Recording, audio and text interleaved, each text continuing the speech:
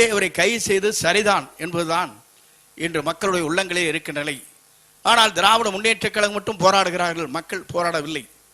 அதே நேரத்தில் இன்றைக்கு தொலைக்காட்சியிலே பார்க்கின்ற போது போராடியவர் போராட்டம் மட்டுமல்ல, அங்கே இருசக்கர வாகனங்களில் வந்தவரை அறைந்தார்கள், கீழே தள்ளினார்கள். இதையெல்லாம் நாம் வேடிக்கை பார்த்து கொண்டிருக்குது இந்த நாடு என்பதை அவர்களுக்கு புரியவில்லை என்பதுதான் நம்முடைய நிலை என்பதை நான் இந்த நேரத்தில் தெரிவித்துக் கொள்கிறேன். எல்லாம் பேசுவதற்கு காரணமே வயிறிருந்து பேசிக் கொண்டிருக்கிறார். அங்கே தூங்க முடியவில்லை, அவர்களால் தூக்கம் அவர்களுக்கு வருவதில்லை. ஆகவே அவர்கள் இது போன்ற வார்த்தைகளை சொல்வது என்பது ஏற்றுக்கொள்ள முடியாத ஒன்று. பெண்களை இழிவுபடுத்துவது என்பது அவருடைய நிலையை நாம் பார்க்கின்ற போது இதை எல்லோரும் செய்து கொண்டிருந்தார் இருந்திருக்கிறார். இதற்கு முன்னாலே பொன்முடி செய்தார்.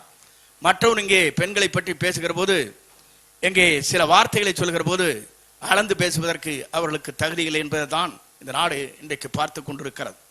அம்மா இருக்கும் வரை அவர் சொன்னது ஒன்றே ஒன்றுதான், திமுக என்ற தீய சக்தியை அழிக்கும் வரை நான் ஓயப் போவதில்லை என்று குறிப்பிட்டார்கள்.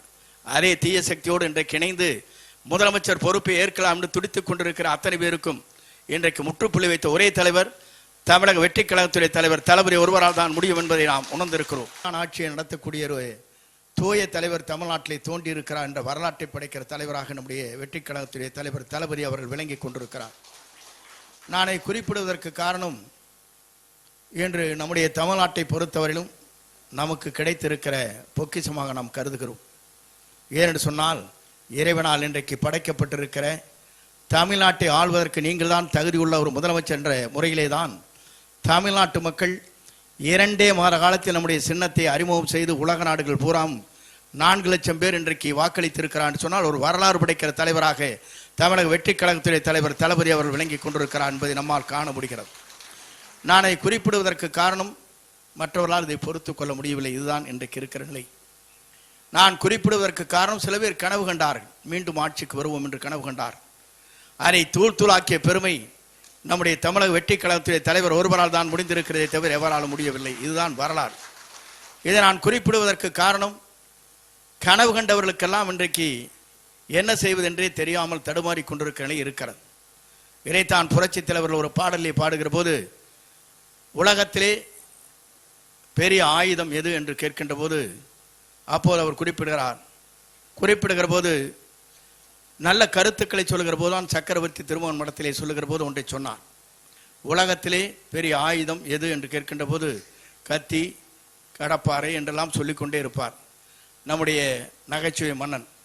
அப்போது சொல்வார், நம்முடைய புரட்சி தலைவர் சொல்லுகிற போது ஒரே ஒரு கருத்தை மட்டும் தெளிவாக சொல்வார், உள்ளத்திலே நயவஞ்சகம் இருக்கும் வரை என்று அவர்களால் இன்றைக்கு ஆட்சியில் இருக்கின்றவர்கள் என்ன செய்கிறார் என்பதை அழகாக எடுத்து சுட்டி காட்டியிருக்கிறார். நான் அதை சொல்வதற்கு காரணம், உலகத்திலே பயங்கரமான ஆயுதம் எது என்று கேட்கிற போது நதிகட்டு போன நயவஞ்சகரின் நாக்குத்தான் அது என்று சொல்வார்.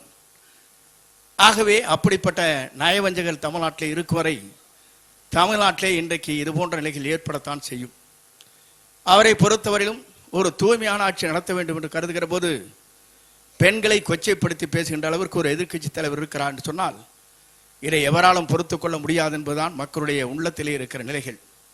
எல்லா கட்சியும் அவருக்காக கண்டன ஆர்ப்பாட்டம் அங்கே இருக்கிற அறிக்கையை வெளியிட்டிருக்கிறார். ஒரு கட்சிகள் கூட இல்லை, அனைத்து கட்சியை சார்ந்தவர்கள், பொதுமக்கள், அதே நேரத்தில் நல்ல மனம் படைத்தவர் அத்தனை பேரும் இந்த கருத்துக்களை வலிமையாக எடுத்து சொல்லியிருக்கிறார். பெண்களை கொச்சைப்படுத்தி பேசுவது என்பது இன்றைக்கு தமிழ்நாட்டிலே நடக்காத ஒன்றை எதிர்க்கட்சி தலைவர்கள் பேசியிருக்கிறார். ஆகவே இதற்குள்ள நடவடிக்கை மேற்கொள்ள வேண்டும் என்ற உணர்வுகளைத்தான் அனைத்து கட்சியை சார்ந்தவர்களும் பிரதிபலித்திருக்கிறார், பெண்களும் பிரதிபலித்திருக்கிறார். ஆகவே இவரை கைது செய்து சரிதான் என்பதுதான் இன்று மக்களுடைய உள்ளங்களே இருக்கின்ற நிலை. ஆனால் திராவிட முன்னேற்ற கழகம் மட்டும் போராடுகிறார்கள், மக்கள் போராடவில்லை. அதே நேரத்தில் இன்றைக்கு தொலைக்காட்சியிலே பார்க்கின்ற போது போராடியவர் போராட்டம் மட்டுமல்ல, அங்கே இருசக்கர வாகனங்களில் வந்தவரை அறைந்தார்கள், கீழே தள்ளினார்கள். இதையெல்லாம் நாம் வேடிக்கை பார்த்து கொண்டிருக்குது இந்த நாடு என்பதை அவர்களுக்கு புரியவில்லை என்பதுதான் நம்முடைய நிலை என்பதை நான் இந்த நேரத்தில் தெரிவித்துக் கொள்கிறேன். என்னுடைய உணர்வுகள் அத்தனையும் எப்படி இருக்கிறது என்று சொன்னால், விரைந்து நம்முடைய இருவரும் சேர்ந்து ஒரு அமைச்சரவை அமைக்க வேண்டும் முதலமைச்சர் என்று கருதினார்கள். அதுவும் இன்றைக்கு இவருடைய நம்முடைய தமிழக வெற்றி கழகத்துடைய தலைவர் தளபதி அவர்கள் அதை தூள் தூளாக்கி ஆட்சி கட்டளை அமர்ந்து விட்டார் என்ற அச்சம்தான் அவர்களுக்கு இருக்கிறதே தவிர அதன் அடிப்படையிலே தான் அவர்கள் துடித்துக் கொண்டிருக்கிறார். திமுகவும் அண்ணா திமுகவும் என்பது வடதுருவம் தென் துருவம் என்று சொல்வார். புரட்சித் தலைவர் இருக்கும் வரை, புரட்சித் தலைவர் அம்மா இருக்கும் வரை அவர் சொன்னது ஒன்றே ஒன்றுதான், திமுக என்ற தீய சக்தியை அழிக்கும் வரை நான் ஓயப் போவதில்லை என்று குறிப்பிட்டார்கள். அதே தீய சக்தியோடு இன்றைக்கு இணைந்து முதலமைச்சர் பொறுப்பை ஏற்கலாம் என்று துடித்துக் கொண்டிருக்கிற அத்தனை பேருக்கும் இன்றைக்கு முற்றுப்புள்ளி வைத்த ஒரே தலைவர் தமிழக வெற்றிக் கழகத்துடைய தலைவர் தளபதி ஒருவரால் தான் முடியும் என்பதை நாம் உணர்ந்திருக்கிறோம். ஆகவேதான் நம்முடைய கூட்டணி என்பது வலிமையான கூட்டணியாக இருக்கிறது. இங்கே கூட்டணி கட்சியை சார்ந்தவர்கள் எத்தனையோ ஆண்டுகளுக்கு பிறகு ஒரு மாற்றங்கள் தமிழ்நாட்டில் உருவாகி இருக்கிறது. 1967க்கு பிறகு காங்கிரஸ் இந்த ஆட்சி பீடத்திலே அமர முடியுமா என்ற நிலையை மாற்றி காட்டிய வரலாற்றை உருவாக்கி வரும் நம்முடைய தமிழக வெற்றி கழகத்துடைய தலைவர், நம்முடைய நிரந்தர முதலமைச்சர், அவரால் ஒருவரால் தான் முடியுமே தவிர எவராலும் முடியாது. இதைத்தான் அவர்கள் நினைக்கிறார். இன்றைக்கு அவரெல்லாம் பேசுவதற்கு காரணமே வயிறிருந்து பேசிக் கொண்டிருக்கிறார். அங்கே தூங்க முடியவில்லை, அவர்களால் தூக்கம் அவர்களுக்கு வருவதில்லை.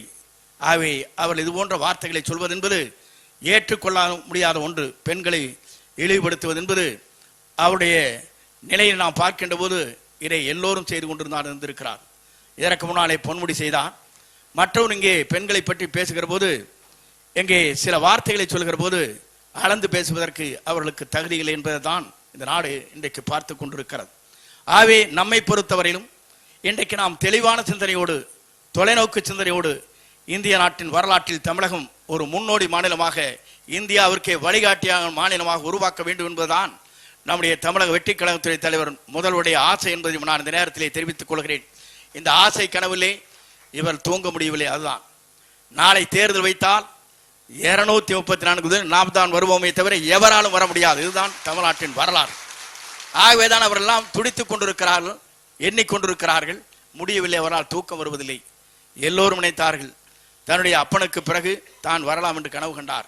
நான் சொல்லுகிறேன், பேரனுக்கு சொத்தை உரிமை கொண்டலாமே தவிர தமிழ்நாட்டை பொறுத்தவரையிலும் தமிழ்நாட்டு மக்கள் தான் முடிவு செய்வார்களே தவிர எவராலும் முடிவு செய்ய முடியாது என்பதை தமிழ்நாடு வரலாறு இன்றைக்கு படைத்திருக்கிறது என்பதை நான் இந்த நேரத்திலே தெரிவித்துக் கொள்கிறேன். ஆகிய ஆசை உங்களுக்கு இருக்கலாம் சொத்திற்கு. பேரனுக்கு அந்த சொத்தின் மீது, தாத்தாவின் சொத்தின் மீது ஆசை இருக்கலாம். ஆனால் மீண்டும் தாத்தாவை போல வரலாம் என்பது தமிழ்நாட்டில் இருக்கிற மக்கள் தான் முடிவு செய்ய வேண்டுமே தவிர என்றைக்கும் நீங்கள் தமிழ்நாட்டை கால் வைக்க முடியாது, வெற்றி பெற முடியாது என்ற வரலாற்றை தான் தமிழ்நாடு இன்றைக்கு நினைத்துக் கொண்டிருக்கிறது என்பதை நான் இந்த நேரத்திலே தெரிவித்துக் கொள்கிறேன். நம்முடைய தலைவர் இருக்கும் வரை, அவர் என்றைக்கு இருக்கிறாரோ அதுவரையிலும் தமிழ்நாடு அவருடைய முதலமைச்சர் அறையிலே அமர்வதை யாராலும் தடுக்க முடியாது. இதைத்தான் சொல்லுகிற போது சொன்னார்கள், புரட்சித் தலைவர் பொறுப்பேற்கிற போது 100 நாட்கள் ஓடாது என்று சொன்னார்கள். 100 நாட்கள் மட்டுமல்ல, அவருடைய ஆட்சியை பொறுத்தவரையிலும் அவர் உயிருள்ளவரை தமிழ்நாட்டின் நிரந்தர முதலமைச்சர் என்ற வரலாற்றை படைத்தார். அதே போலதான் புரட்சித் தலைவர் அம்மா அவரும் உயிரோடு இருக்கும் வரையும் அவர்தான் தமிழ்நாட்டின் முதலமைச்சராக பவனி வந்தார்கள்.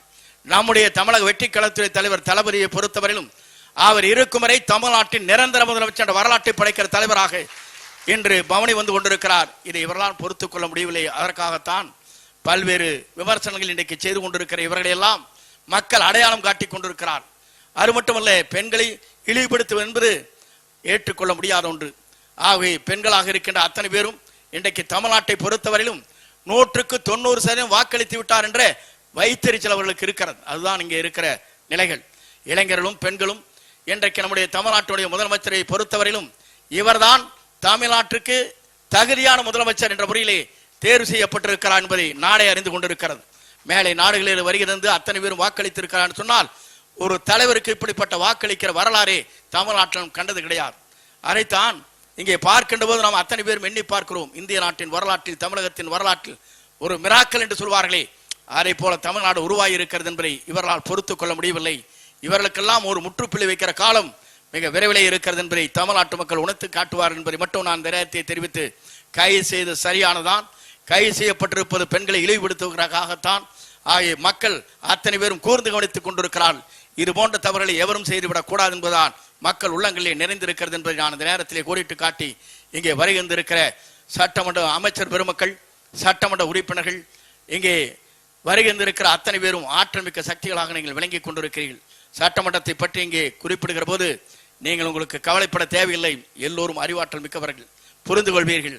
விரைந்து அந்த பணிகளை மேற்கொள்ளக்கூடிய சக்தி வாய்ந்த இளைஞர்களாக இருக்கிறீர்கள். ஆகவே வெற்றி என்பதை நாம் சட்டமன்றத்தில் மட்டுமல்ல நிரூபித்து காட்டுவோம் என்பதை நான் இந்த நேரத்திலே தெரிவித்து, எந்த கேள்விகளாக இருந்தாலும் தங்கு தடையில்லாமல் பதில் சொல்லக்கூடிய அமைச்சர் பெருமக்கள் இங்கே இருக்கிறீர்கள் என்பதை என்னால் காண முடிகிறது. ஆகவே இளைஞராக இருக்கிற நீங்கள் அந்த பணிகளை சீரோடும் சிறப்போடும் எழுச்சியோடும் நடத்தி காட்டுவோம் என்பதை மட்டும் சொல்லி, இது போன்ற நிலைகளை மக்கள் மனதிலே எடுத்துச் செல்கின்ற வகையில் இன்றைக்கு காலையில் ஆர்ப்பாட்டம் நடைபெற்றிருக்கிறது.